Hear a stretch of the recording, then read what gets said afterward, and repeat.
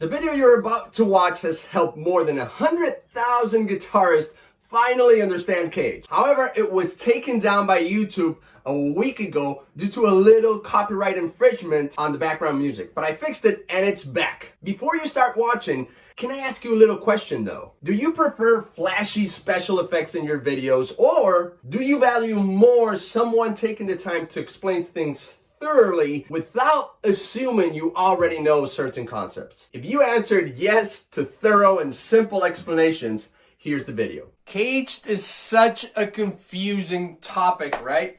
But I'm going to tell you one thing. It's not your fault. It's all because of the first word you learned when you started playing guitar, and it's chords. Okay, so let me show you how I teach my students, and hopefully by the end of this video, CAGED is never going to be a problem again. Let's start right from the beginning. How many letters are there in the musical alphabet? I'm going to tell you, 7. Okay, and they're the same as the alphabet. It works the same. Musical alphabet, normal alphabet works exactly the same. So we've got A, let me see if you can see that, yep, B, C, D, E, F, and G. 7 letters, 7 notes, 7 chords, whatever you want to call it, right? There's 7. And I'm going to start with A. For A, we have a chord shape. Some people play like this, some people play like this. Now, I want to challenge you to think of this as a note. Let's just get one note. Okay, that A note over here. What happens to that note if you move it up the fretboard? It's going to become another note, right? We can all agree on that.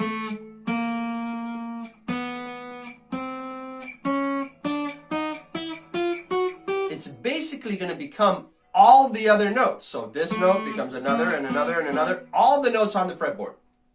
Cool.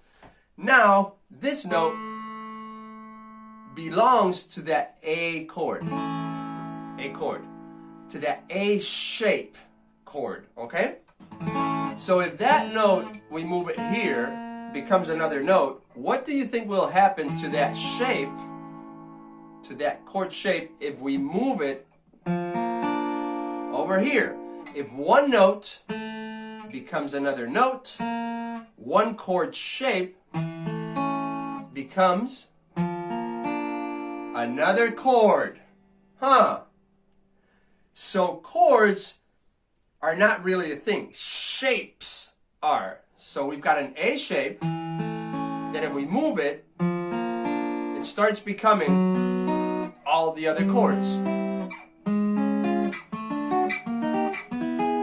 Okay? So this is why we have bar chords, because if you realize, an A shape utilizes open strings. If I start moving that shape and playing all 6 strings, starts sounding funky. So we need a bar behind that to act like a nut. So I move that chord shape and it starts becoming all my other chords. So A, B, C, D, E, F, G. All the other chords, A, B, C, D, E, F, G. All played with the same A shape. Check it out. A, B, exactly the same shape with the bar behind it, like if the nut followed it. C, following the musical alphabet. A, B, C, all play with the same A shape, not A chord, A shape. D, E, F, G. So that's a shape that we can move across the fretboard to play all the other chords. Let's look at the other chords and see what's happening, okay? So, we have an A shape. This we have. What about a B shape? Do we have a B shape? Do you know of a B shape? A B open chord? No, we don't have a B shape. To play a B chord, we need an A shape. That's the normal way to play a B chord. So we do not have a B shape. What about a C shape? Do we have a C open shape? We do, right? That shape right there. That's a C shape. So we do have a C shape. Awesome. Do we have a D shape? We do have a D shape. That's cool, a D open shape. All right, so we have a D shape. Do we have an E shape? We do have an E shape. I'm going to play it like that. E shape. Yay! Okay, here comes the fun. What about the F? Do we have an F shape? Can we play an F with open strings? Can we play an F? No. The normal way, the common way to play an F, check out this shape. What shape is this? Let me bring that down 1 fret towards the headstock and remove my index finger because I don't need it anymore. It's behind the nut. What shape is that? Let me change my fingers. E shape. So an F is just an E. So an F is just an E moved up 1 fret. E, F. Check it out. E, F, musical alphabet. What comes after F? E, F, G. Again, we're using this shape, chord shape, not chord anymore. You just switch. You got to shift your mentality from this is a chord to this is a chord shape. We use this chord shape to play this chord, F, and to play this chord, G. And we can use it to play the next chord, A, and the next chord, B, and the next chord, C, and the next chord, D. So again, we can use a chord shape to play all the other chords. Okay. So, we do not have an F shape. No. Do we have a G shape? Yes, we have an open G shape. Okay, so this is what confuses everyone. And again, you need to understand all these that I underlined are not chords. They are shapes. Shapes that we're going to move across the fretboard. Same as one note turns into other notes, these chord shapes are going to transform into other chords. Let me demonstrate. For example, one that is very hard to understand is a C shape. That's the common way to play C. But if I switch my fingers, there's open strings in that shape, right? So if I switch my fingers, that's still a C chord, right? Now I'm going to place a bar behind it. This is extremely uncomfortable. What is the next letter in the musical alphabet? C, D.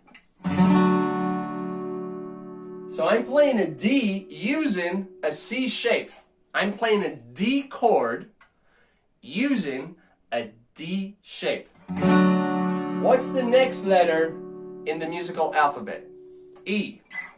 I'm playing an E chord using a C shape. Can you see the C shape?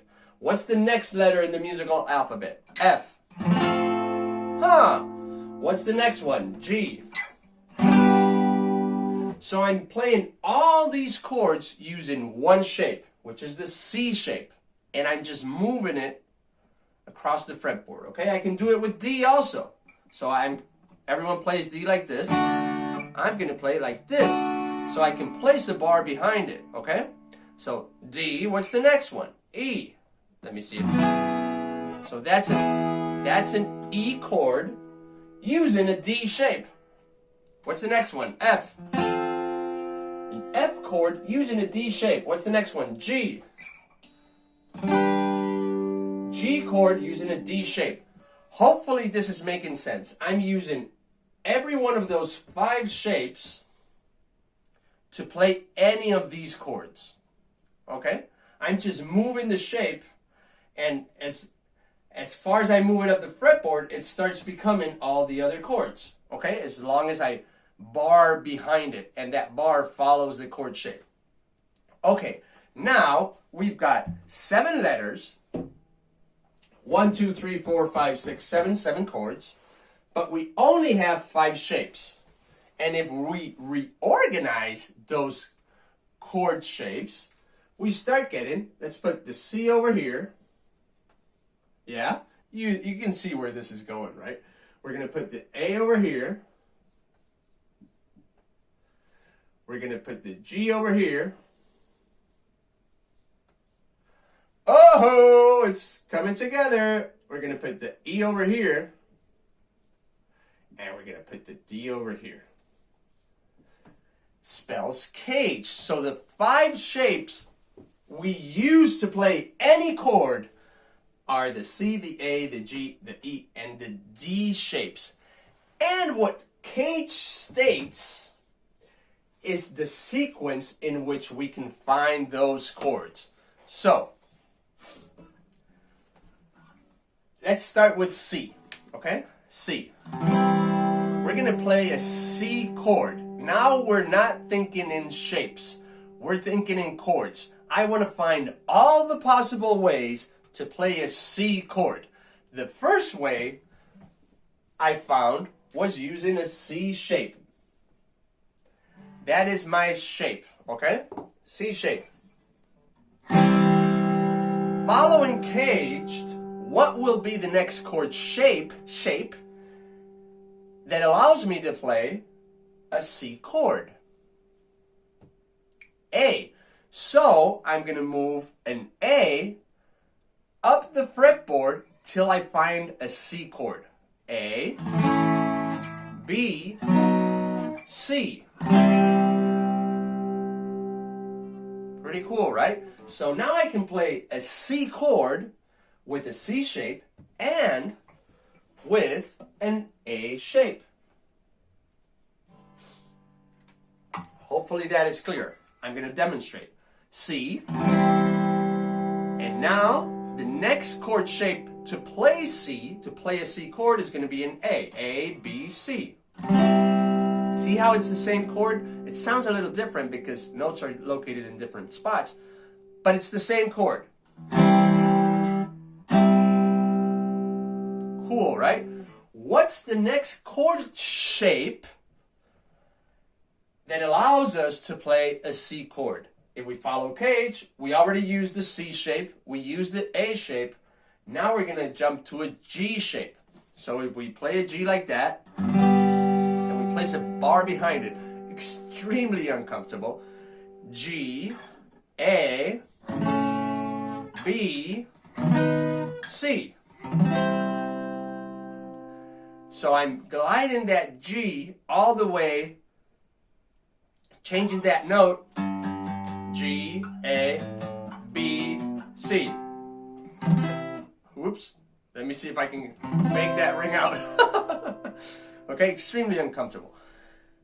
But doesn't mean that it's not doable. So we use the C shape to play a C chord, an A shape to play a C chord, and a G shape to play a nasty sounding, not very well played C chord. Okay? What is the next shape that we can use to play a C chord? If we follow CAGED, it's an E. So I'm going to be going E, F, G, A, B, C. So now we used a C shape to play a C chord, an A shape to play a C chord, a G shape to play a C chord, and an E shape to play a C chord.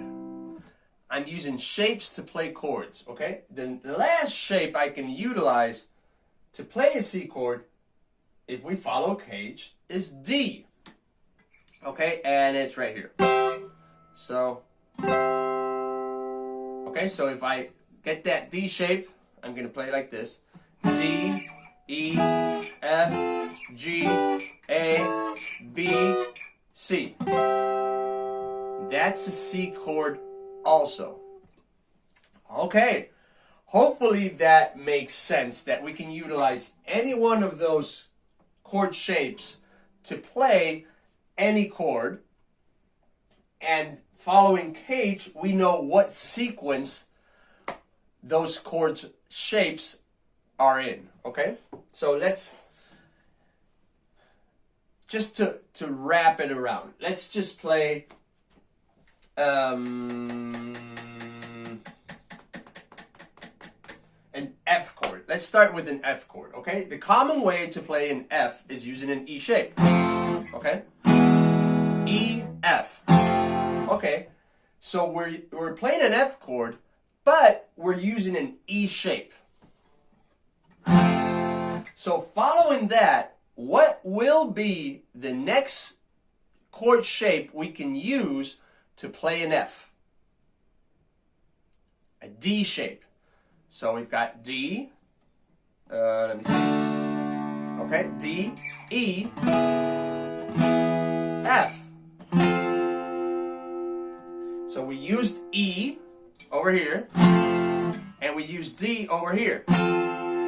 Same chord, different chord shapes. Now, we don't have any more chord shapes. Well, we just jumped to the beginning. The next shape to play an F is a C shape. So we're here, C,